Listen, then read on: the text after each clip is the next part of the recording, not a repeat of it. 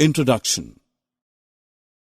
Your kitchen shelves must be neatly arranged with rows of food containers, mostly made up of plastics. Plastics have taken so much prominence in our lives now that we have replaced materials like aluminium, iron, steel, and glass with plastics. So let us find out more about plastics in this lesson, where you will study about the general properties of plastics and their importance in our everyday lives. Objectives.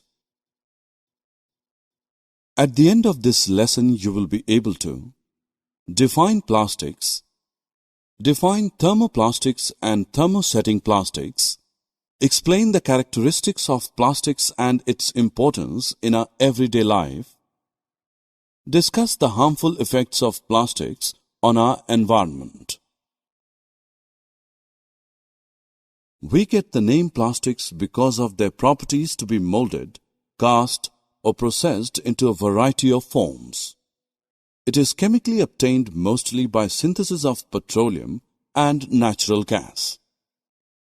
Like the synthetic fibers, plastic is also a polymer that is made by joining many small similar units. Do all the plastics have the same type of arrangement of units? No. Some plastics have a linear arrangement, whereas others are cross-linked. Have you ever observed what happens when a polythene bag is burnt? Yes, it melts and you can see its droplets falling off apart from the noxious smell it produces. Do all plastics melt upon burning? Let us find out. There are two types of plastics based on their reaction upon being heated. These are thermoplastics and thermosetting plastics. The constituent units of thermoplastics have a linear arrangement. On being heated, disposable cutlery, CD and DVD cases. Thermosetting plastic have a cross-linked arrangement of their constituent units. These can be melted and take shape once only. After they have solidified, they stay solid. On subsequent heating, they do not become soft and hence do not change their shape. Therefore, these cannot be recycled. Bakelite and melamine are two examples of thermosetting plastics. The familiar electrical switches, handles of utensils are made of bakelite as it is a poor conductor of heat and electricity, whereas melamine is used for making floor tiles and kitchenware and certain fabrics as it is fire resistant. Why are plastics so widely in use? The plastic containers are mostly used for the storage of food grains, pickles, salt and spices, since these are relatively non-reactive and impermeable to moisture. Since plastic is a poor conductor of electricity, the electrical wires have plastic covering. Did you ever notice that the utensils which are used for cooking have plastic handles? Plastics being poor conductor of heat, we can therefore easily hold the handle of a hot utensil. Not even a single day passes when we haven't seen or used an object made of plastic. It has taken so much prominence in our lives due to a number of its properties which make it convenient to use. It is used as parts in airplanes, spacecrafts and cars due to its lightweight and strength. These are extensively used in the healthcare industry for packaging of tablets, as threads used for stitching wounds, syringes, doctor's gloves, and a number of medical instruments. Have you ever noticed the frying pan for cooking dosa? You would have seen a black coating on it. It is of Teflon, which is a special plastic on which oil and water do not stick. Thus, it is used as non-stick coating on cookware.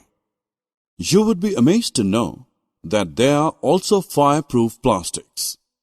Yes, the uniforms of firemen have coating of melamine plastic to make them flame resistant.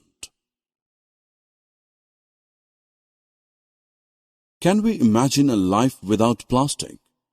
No, we surely cannot, because it is an alternate resource in the times of our dwindling natural resources. But what price have we paid for it? We know that plastic, being a synthetically derived substance, is non-biodegradable, since the enzymes required for its decomposition are absent in the decomposers, such as various bacteria and fungi. Thus, heaps of plastics are collected and dumped in landfills.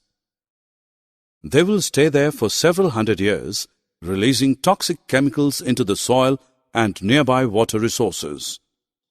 Also, as plastics form a cover on the ground surface and are impermeable to water, the rainwater would not be absorbed into the soil, thus diminishing our underground water reservoirs. You must have seen cows struggling to take out food from the plastic bags thrown near the garbage heaps. They end up eating the plastic bags as well. It can choke their respiratory tract or form a lining in their stomachs, causing their death. On burning plastics, it releases toxic fumes into the atmosphere. Other plastic menace is the choking of drains, which leads to their overflowing and flooding during the rains. There are a number of steps that we can take as environmentally conscious citizens so as to safeguard our environment from the growing menace of plastics. We can replace plastic shopping bags with jute bags or handmade paper bags. Instead of littering everywhere, particularly on roads, we should put the plastic objects in the dustbins marked as non-biodegradable, thus segregating them from the biodegradable wastes. Sell plastic scraps to the scrap dealer for recycling. Adopt the policy of 4 R's, which is reduce, reuse, recycle, and recover. Summary. Let us summarize what we have learned. Plastics are polymers.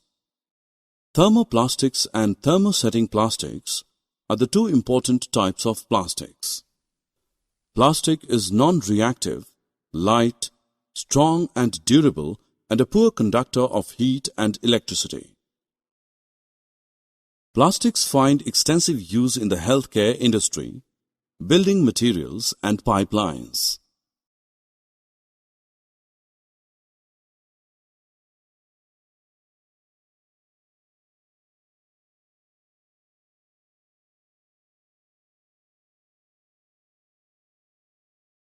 On burning, the plastics release poisonous gases. Plastics take several years to degrade because of their non-biodegradable nature. Adopt 4 R's. Reduce, reuse, recycle, and recover.